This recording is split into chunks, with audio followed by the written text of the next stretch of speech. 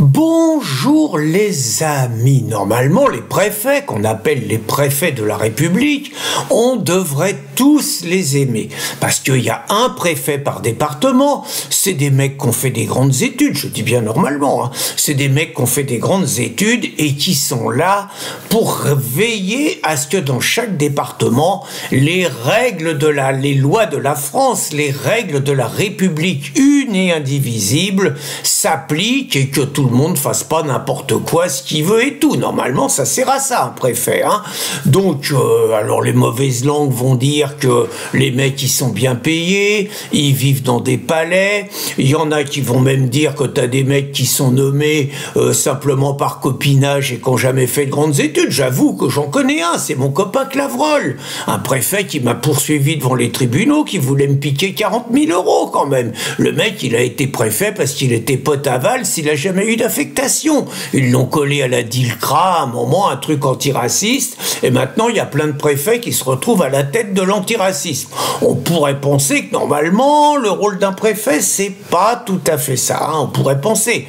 Donc on pourrait penser que nos amis les préfets sont au service de la France et qui se ruinent la santé pour défendre les intérêts d'un pays qu'ils devraient chérir. Alors les mauvaises langues, encore une fois, vont rappeler que certes, c'est bien beau tout ça, mais que dans les années 40, quand il y avait l'occupant nazi, les préfets, c'était des serviles serviteurs de l'occupant nazi, de la collaboration, et ils vont dire qu'il n'y a que Jean Moulin qui a refusé d'obéir à l'occupant nazi. Tout ça, c'est vrai. On pourrait peut-être dire qu'il y avait des résistants de l'intérieur, j'en sais rien, mais donc, tout ça pour dire que les préfets qui devraient être aimés par les Français, notamment après qu'il y en ait eu un en Corse qui soit fait dégommer par des indépendantistes, le même indépendantiste qui s'est fait dégommer par un meuse en prison, bon, comme quoi, il y a des fois, je sais pas, un crime, le crime ne paie pas, bon, voilà, donc les Français devraient les aimer, nos préfets.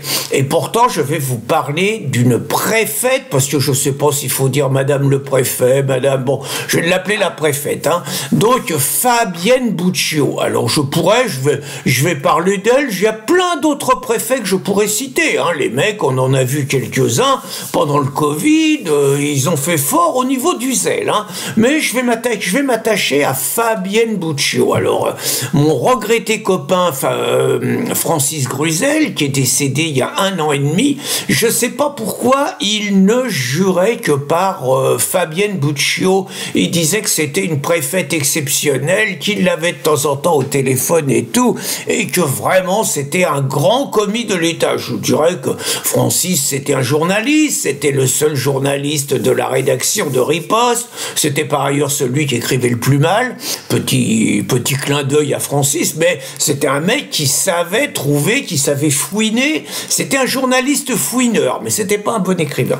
Bon, donc il jurait que par Fabienne Buccio. Or, moi, je vous cache pas que depuis que je connais Fabienne Buccio, je suis obligé de chercher en quoi ces actions s'inscrivent-ils au service de la France. Je suis prêt à entendre, hein, mais bon, par exemple, elle a été préfète dans la jungle de Calais. Dans la jungle de Calais, qu'est-ce qui se passe? Alors, faut reconnaître qu'elle a démantelé la jungle de Calais. C'est pas pour autant qu'elle a mis fin à l'immigration, mais ça, c'est pas son rôle. Mais il n'empêche que quand il y avait des clandestins qui quittaient la jungle de Calais, le grand jeu, c'est qu'ils foutaient le feu au baraquement.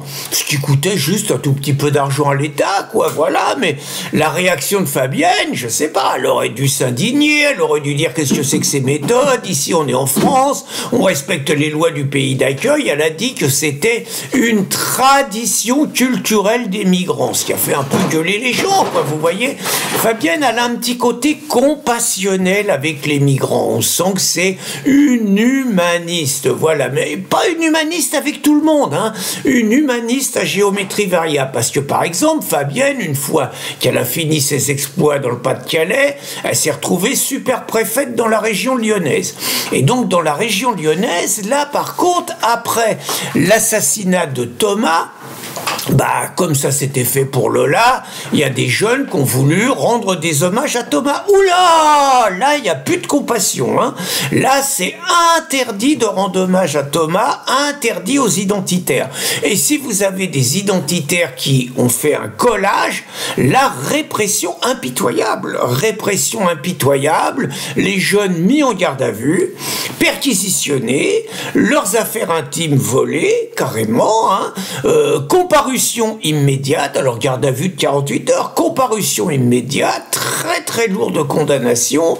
Là, il n'y a pas de compassion. De même, il n'y a pas de compassion pour les maires de la région lyonnaise, qui par exemple n'ont pas envie de subir des migrants chez eux et n'ont pas envie de respecter les quotas de logements sociaux qu'on doit à la pouffe de Duflot qui transforme des petites villes avec une nouvelle population qui arrive.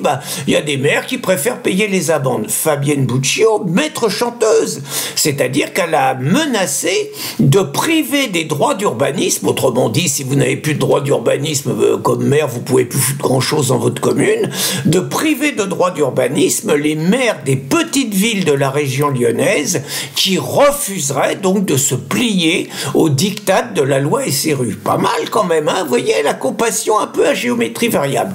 Et là, Fabienne, alors, elle vient de se distinguer parce que à Lyon, évidemment, il vient d'y avoir encore une attaque au couteau dans le métro. Alors c'est extraordinaire, hein, les maires de gauche, ils vous disent qu'il faut plus prendre les bagnoles dans les centres-villes parce que c'est dégueulasse et que ça tue la planète, ce qu'il faut, hein, mais bon, c'est ce qu'ils disent. Ils disent qu'il faut prendre les transports en commun, mais en même temps, ils vous collent dans toute leur ville des personnes qui vous mettent en danger dans les transports en commun. Mais il faut pas le dire, hein, c'est interdit.